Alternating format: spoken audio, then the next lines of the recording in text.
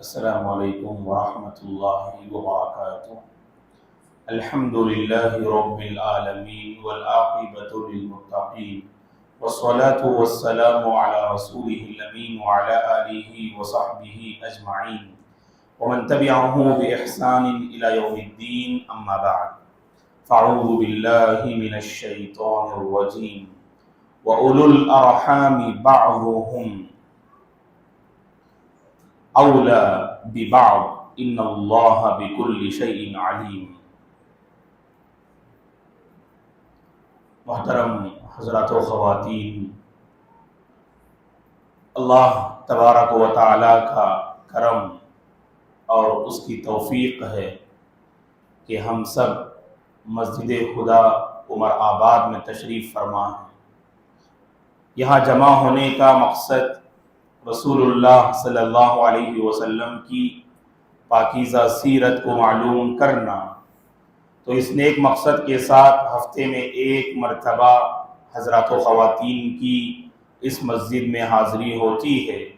اللہ سے ہماری دعا ہے کہ پروردگار ہمارے یہاں جمع ہونے، سننے اور سنانے کو قبول فرمائے اور اس کا بہتر بدلہ دنیا اور آخرت میں عطا فرمائے، آمین یا رب۔ جیسا کہ آپ جانتے ہیں، صلی اللہ علیہ وسلم کی مدنی زندگی اور اس مدنی زندگی سے جڑے اہم واقعات جو خاص کر مدینے میں رسول اللہ صلی اللہ علیہ وسلم قدم رکھنے کے بعد آپ نے جن اہم امور پر توجہ آپ نے فرمائی اور توجہ دی، تو ان واقعات اور ان امور کو ہم معلوم کرتے آ رہے ہیں۔ تفصیل سے ہم نے معلوم کیا کہ سب سے پہلے اللہ کے نبی نے صلی اللہ علیہ وسلم نے مسجد نبوی کی تعمیر فرمائی۔ تعمیر مسجد سے فارغ ہونے کے بعد ایک اور اہم معاملے پر آپ نے توجہ دی اور اس کی شروعات ہم نے پچھلے درس میں کی تھی۔ وہ اہم معاملہ یہ تھا، آگے ایک پلیٹ فارم اللہ کے نبی کو تیار کرنا تھا، جس پلیٹ فارم میں اسلامی خلافت کو قائم کرنا اور اسلامی دعوت کو عام کرنا اور لوگوں تک اسلام کی تبلیغ اور دعوت کو پہنچانا، اس عظیم مشن کو انجام دینے کے لیے اللہ تبارک و تعالیٰ نے جس سرزمین کا انتخاب کیا وہ سرزمین مدینہ ہے، اور 10 سال کی مختصر سی مدت میں اللہ کے نبی نے ایسا زبردست پلیٹ فارم تیار کیا، اسی پلیٹ فارم کی مرہون منت ہے کہ آج عربوں کی آبادی مسلمانوں کی اس پوری دنیا میں پھیلی ہوئی ہے، فللہ الحمد والمنہ۔ یہ اسی مدنی پلیٹ فارم کا نتیجہ ہے، اور اس پلیٹ فارم کو آپ نے 10 سال کی مختصر سی مدت میں آپ نے تیار کیا، اور اس عظیم پلیٹ فارم کو تیار کرنے کے لیے ضروری تھا کہ ہر کوئی اس میں اپنا رول ادا کرتا۔ یاد رکھیں دوستو، اگر ہم کوئی بڑا کام کرنا چاہتے ہیں، کوئی عظیم انقلاب اور بدلاؤ لانا چاہتے ہیں، تو معاشرے کے افراد کا سپورٹ کرنا اور ان کے دلوں کا پاک رہنا بہت ضروری ہے، ورنہ آپ کے پاس بڑا عظیم مشن ہے، کچھ کام کرنا چاہتے ہیں، لیکن آپ خود اپنی زندگی میں آپ کو ایسے مراحل کا سامنا جو ہے آپ نے کیا ہوگا کہ رکاوٹیں اپنوں سے آتی ہیں، روڑے ڈالنے والے اپنے ہوا کرتے ہیں، جب دل صاف نہ ہو وہاں بہت سارے مسائل جنم لیتے ہیں، اور جب دل میں صفائی آ جائے اور دل میں اگر پاکی آ جائے، دل میں اگر اخوت اگر پیدا ہو جائے، دل میں اگر ہمدردی آ جائے، اللہ کی قسم یہ دنیا کی سب سے مضبوط اور بہترین قوم شمار ہوتی ہے۔ اور اللہ کے نبی نے اسی نیک مقصد کے ساتھ آپ نے جو اہم معاملہ انجام دیا، جسے المؤاخاہ بین المہاجرین والانصار کہتے ہیں، کہ انصار اور مہاجرین کے درمیان اللہ کے نبی نے بھائی چارہ قائم کیا۔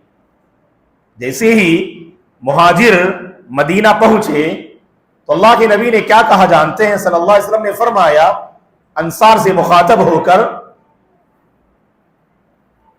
اخوانکم قد ترکوا الاموال والاولاد وخرجوا الیکم، یہ آپ کے بھائی ہیں مہاجر جو مکے سے آئے ہیں، جانتے ہیں آپ ان مہاجر بھائیوں نے کیا کیا دین کی خاطر اور اسلام کی خاطر؟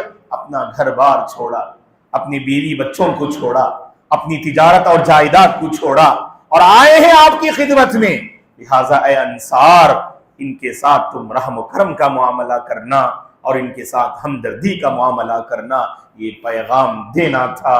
انصار آگے بڑھے اور اللہ کے نبی کی خدمت میں حاضر ہو کر کہا، اے اللہ کے نبی، ہر انصاری نے کہا جو مالدار تھے، جو محتاج نہ تھے، جن کے پاس جائیداد تھی، جن کے پاس ثروت اور دولت تھی، ان انصاری صحابہ نے کہا، اے اللہ کے نبی، یہ ہمارے باغات ہیں، یہ ہماری زمینیں ہیں، آپ مہاجر بھائیوں میں تقسیم کر دیجئے گا۔ لیکن مہاجر بھائی تجارت کرنا جانتے تھے اور کاشتکاری سے واقف نہ تھے۔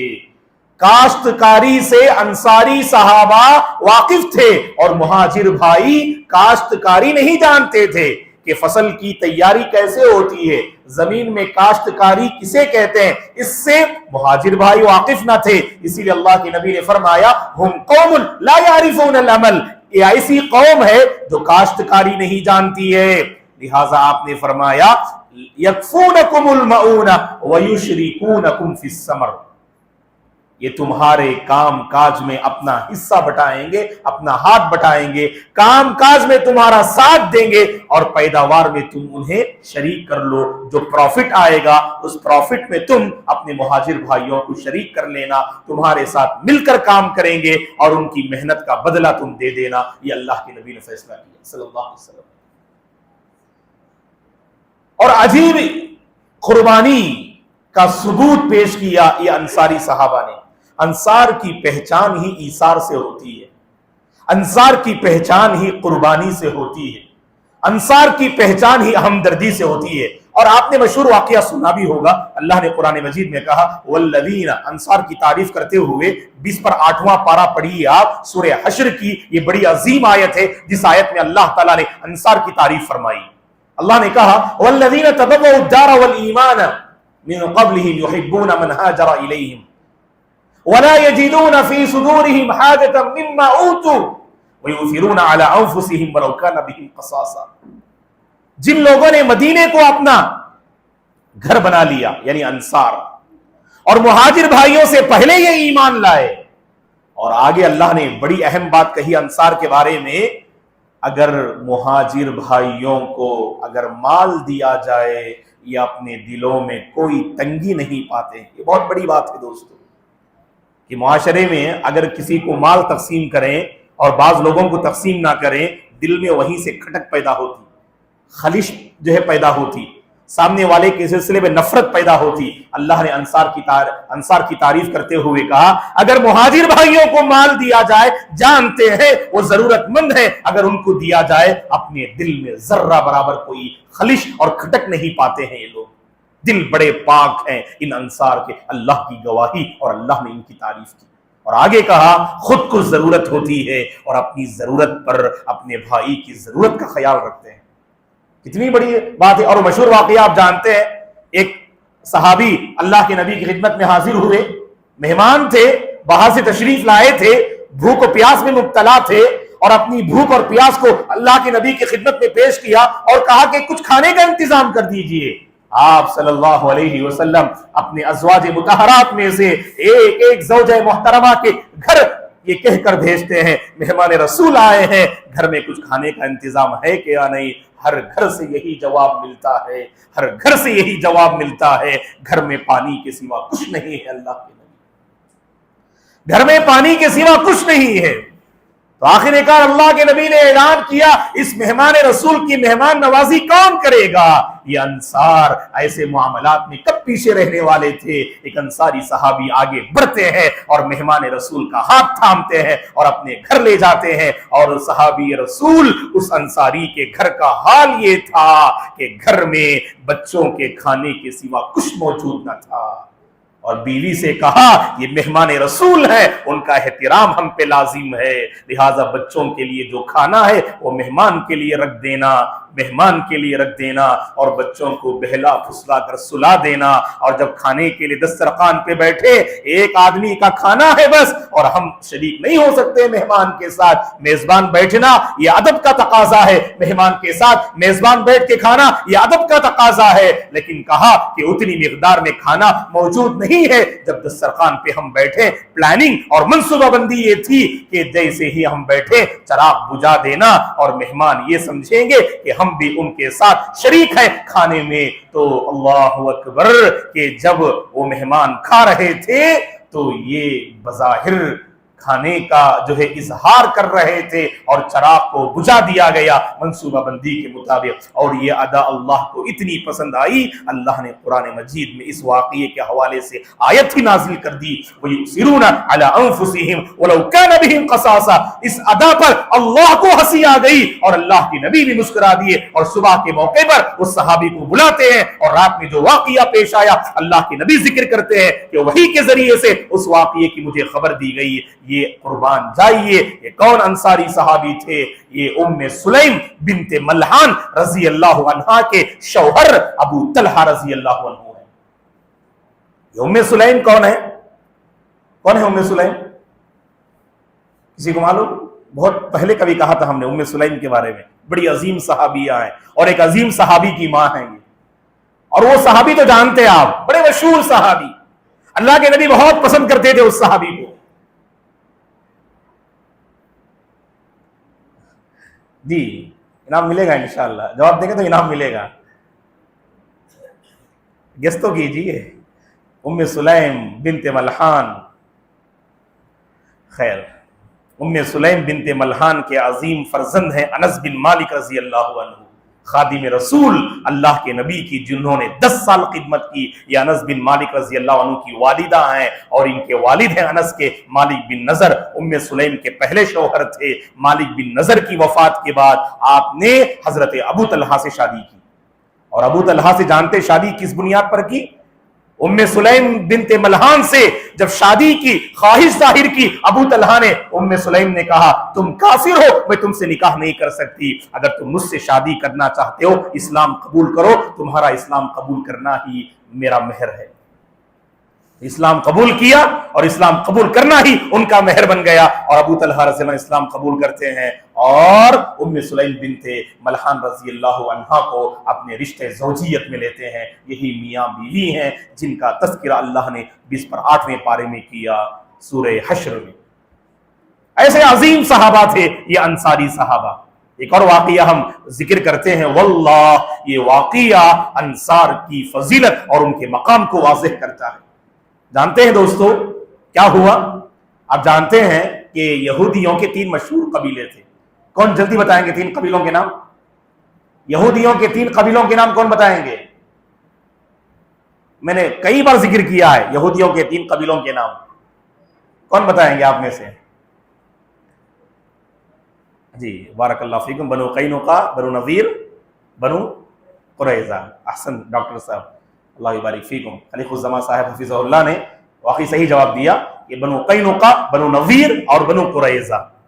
یہ تو میں سمجھتا ہوں سینکڑوں مرتبہ میں ذکر کیا ہوں، بعض باتیں تکرار کے ساتھ میں ذکر کرتا ہوں، چونکہ یہ اصل یہ بیان نہیں ہے، یہ ایک کلاس کی نوعیت ہے۔ ہونا تو یہ چاہیے کہ باقاعدہ اب آج کی کلاس میں لاسٹ جو ہے کلاس کے بارے میں کچھ سوالات کروں پہلے میں، جیسے ماشاءاللہ استاد کلاس میں داخل ہونے کے بعد پچھلے کلاس کے بارے میں کیا کرتے ہیں، پہلے سوال کرتے ہیں۔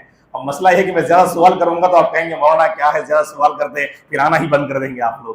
خیر اللہ خوش رکھے تمام کو، اللہ آپ کی حاضری کو قبول فرمائے۔ احسن، تو یہ بنو قینقاع، بنو نذیر اور بنو قریظہ یہ 3 یہودیوں کے مشہور قبیلے تھے۔ جب اللہ کے نبی نے بنو نذیر کو مدینے سے باہر نکالا ان کی بے وفائی اور بدعہدی کی وجہ سے، سب سے بڑا مال جو سب سے پہلے مسلمانوں کی خدمت میں آیا وہ بنو نذیر کا مال تھا۔ بنو نذیر کے قبیلے سے مسلمانوں کو ڈھیر سارا مال ملا، اور یہ سب سے بڑی دولت تھی جو پہلی بار مسلمانوں کے قدموں میں آئی۔ جانتے ہیں بڑا نازک مسئلہ ہے، ہر ایک کا دل پھسل جاتا ہے مال کے میدان میں۔ میں نے اس سے پہلے ایک شعر بھی پیش کیا تھا، نہ موسیٰ پیر نہ عیسیٰ پیر، سب سے بڑا ہے پیسہ پیر۔ پیسوں سے انسان کے جو ہے جذبات بدل جاتے ہیں، انسان کی سوچ بدل جاتی، انسان کا ایمان جو ہے بدل جاتا ہے۔ لیکن یہ انصاری صحابہ دیکھیے قربان جائیے، اللہ اکبر، مال کے معاملات میں وہ حریص نہ تھے، وہ اپنے بھائی پہ بے حد درجہ قربان تھے. اسی کی یہ مثال ہے. اور اس آیت کی تفسیر میں وَلَا يَجِدُونَ فِي صُدُورِهِمْ حَاجَةً مِّمَّا أُوتُوا کی تفسیر میں مفسرین نے لکھا اس واقعے کو کہ بنو نذیر کا جب مال مسلمانوں کی خدمت میں آیا، اللہ کے نبی نے انصاری صحابہ کو جمع کیا، انصار کو جمع کیا. آپ نے سب سے پہلے اللہ کی تعریف کی اور اس کے بعد اللہ کے نبی نے انصار کا شکریہ ادا کیا. کیوں شکریہ ادا کیا؟ کہا کہ اے انصار، تم نے مہاجر بھائیوں کو اپنے گھروں میں جو ہے آپ نے تم نے جگہ دی، اپنے گھروں میں تم نے جگہ دی. یہ مہاجر بھائی تمہارے گھروں میں رہتے ہیں. یہ ڈھیر سارا مال ہمارے پاس موجود ہے، یہ بنو نذیر کا ڈھیر سارا مال موجود ہے. اب ہمارے سامنے دو آپشنز ہیں.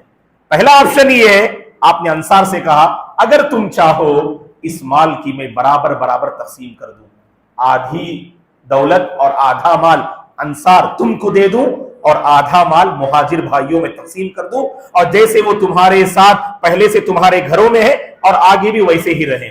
یہ پہلا آپشن، آدھا آدھا تقسیم کر دوں مال. اور دوسرا آپشن یہ ہے اگر تم چاہو یہ پورا مال میں مہاجر بھائیوں کو دے دوں تاکہ وہ مہاجر بھائی اپنی دنیا آپ بسا لیں، وہ اپنے لیے گھر کا انتظام کر لیں اس مال کو لے کر اور آپ سے الگ ہو جائیں اور اپنی دنیا خود بسا لیں. اللہ اکبر. جیسے اللہ کے نبی نے دو آپشن دیے کہ آدھا آدھا مال چاہیں تو میں تقسیم کر دوں یا پورا مال مہاجر بھائیوں کو دے دوں تاکہ وہ اپنا مالی مسئلہ مضبوط کر لے اور مالی مسئلے کو ختم کر لے اور اپنی دنیا آپ بسا لیں. سعد بن عبادہ یہ انصار کے جو ہے لیڈر تھے. سعد بن عبادہ اور سعد بن معاذ رضی اللہ عنہما نے اپنی قوم کی نمائندگی کرتے ہوئے اللہ کے نبی سے کہا اے اللہ کے نبی، ہم چاہتے ہیں کہ آپ یہ پورا مال مہاجر بھائیوں میں تقسیم کر دیں. تقسیم کرنے کے بعد مہاجر بھائیوں کو الگ جانے کی اجازت نہ دیں، وہ مہاجر بھائی ہمارے ہی ساتھ رہیں. اللہ اکبر. کیا عجیب جذبہ ہے دوستو ایثار کا، کیا ہمدردی ہے اپنے بھائیوں کے سلسلے میں. دیکھیے آپ، الگ کرنا گوارا نہ کیا، کہا کہ پورا مال انصار مہاجر میں تقسیم کر دیں، اور جو آپ فرما رہے ہیں نا کہ وہ اپنی دنیا آپ بسا لیں، ہم سے دور نہ ہوں، جیسے ہمارے گھروں میں شریک ہے نا ویسے ہمارے گھروں میں رہیں. سارے انصار ان دو لیڈروں کی بات سن کر چیخ اٹھے، نعرے تکبیر بلند کیا اور اللہ کے نبی سے کہا اے اللہ کے نبی، ہم اپنے قائد کے فیصلے سے راضی ہیں. اور اللہ کے نبی اس واقعے سے اس قدر متاثر ہوئے اپنے انصاری بھائیوں سے، آپ نے اس موقع پر اللہ سے دعا فرمائی اے اللہ انصار پر رحم فرما، ان کی اولاد پر رحم فرما، انصار پر رحم فرما اور ان کی اولاد پر رحم فرما. یہ آپ نے انصار کے حق میں دعا فرمائی. بڑے عظیم لوگ تھے دوستو یہ انصار. جانتے صحیح بخاری مسلم کی حدیث ہم آپ کے حوالے کر رہے ہیں، غور سے سنیے.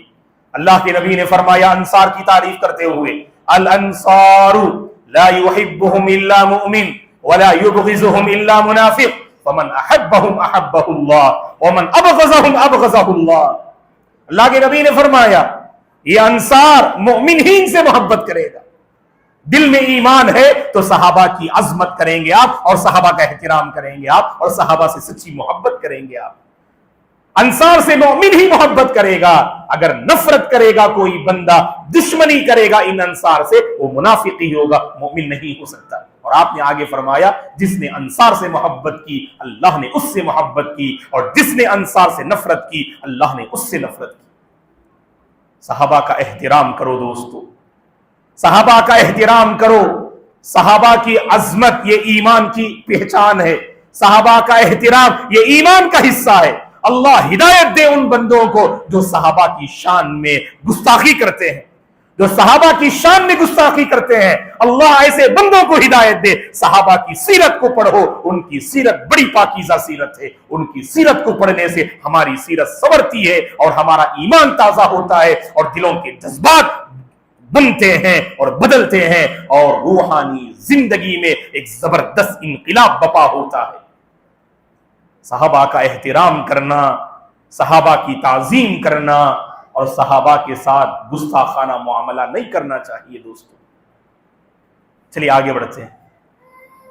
اللہ کے نبی نے انصار اور مہاجرین کے درمیان مزید مضبوطی لانے کے لیے ایک ایک انصاری کا ہاتھ آپ نے پکڑا اور مہاجر بھائی کے ہاتھ میں تھام کر ان کے درمیان آپ نے بھائی چارہ قائم کیا. چند مثال میں آپ کو دے رہا ہوں، غور سے سنو. یہ کیوں؟ تاکہ اور زیادہ ان کے درمیان میں قربت آ جائے اور ان کے دل ایک دوسرے سے قریب ہو جائے. اور یہاں تک ابتدا میں حکم تھا، یہ جو اللہ کے نبی نے بھائی چارہ قائم کیا، یہ انصاری ہیں اور یہ مہاجر ہیں، یہ دونوں بھائی رہیں گے اور وراثت میں بھی مہاجر کو حصہ ملے گا. ابتدائی حکم تھا. غور سے سنو. پراپرٹی کی جب تقسیم ہوگی وفات کے بعد، اس پراپرٹی میں کس کو شریک کریں گے؟ آپ اپنے مہاجر بھائیوں کو بھی شریک کریں گے. اللہ کے نبی نے اس حد تک حکم دیا اور انصار نے خوش دلی سے قبول کیا. اور مہاجرین کے آپس میں آپ نے بھائی چارہ قائم کیا اور انصار اور مہاجرین کے درمیان بھی آپ نے بھائی چارہ قائم کیا. سیرت نگاروں نے لکھا ہے یہ واقعہ کہاں پیش آیا. ایک دوسرے کا ہاتھ پکڑ کے آپ نے جو بھائی بنایا، آپ نے، بعض اہل علم نے لکھا ہے کہ ام سلیم بنت ملحان کے فرزند انس بن مالک رضی اللہ عنہما کے گھر میں یہ واقعہ پیش آیا. اور بعض سیرت نگاروں نے لکھا ہے یہ واقعہ مسجد نبوی میں پیش آیا. المہم یہ واقعہ انس رضی اللہ عنہ کے گھر میں پیش آیا ہو یا مسجد نبوی میں، لیکن واقعہ برحق ہے. کئی مورخین نے، سیرت نگاروں نے اس واقعے کو لکھا ہے. سب سے پہلے اللہ کے نبی صلی اللہ علیہ وسلم کے ساتھ جو بھائی چارہ ہمیں جو صحابی آتے ہیں وہ حضرت علی رضی اللہ عنہ، یہ دونوں مہاجر ہیں. حضرت اللہ کے نبی صلی اللہ علیہ وسلم اور علی رضی اللہ عنہ، چونکہ علی رضی اللہ عنہ بچپن ہی سے اللہ کے نبی کے ہمراہ رہے، ساتھ رہے اور اللہ کے نبی کی نگرانی میں رہے. اللہ کے نبی کی نگرانی میں بچپن ہی سے حضرت علی رہے رضی اللہ عنہ. اسی لیے اللہ کے نبی نے مناسب سمجھا حضرت علی کو اپنے ساتھ رکھیں.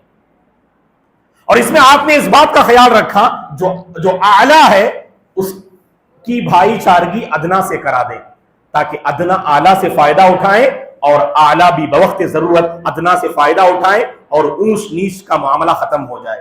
کیونکہ اکثر معاملات کب بگڑتے ہیں؟ میں اونچے خاندان سے ہوں تم نچلے خاندان سے ہو. یہاں حالات بگڑتے ہیں لوگوں کے.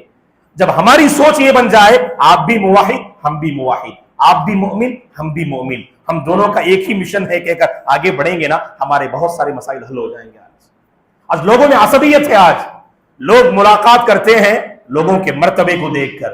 اگر معاشرے کا کمزور انسان ہے نظر انداز کر دیتے ہیں اس کو. اسی لیے اللہ کے نبی نے بھائی چارے میں اس بات کا خیال رکھا جو اعلیٰ ہے خاندان کے اعتبار سے تو ادنا سے آپ نے بھائی چارہ قائم کیا. جیسے چند مثالیں، حضرت حمزہ رضی اللہ عنہ،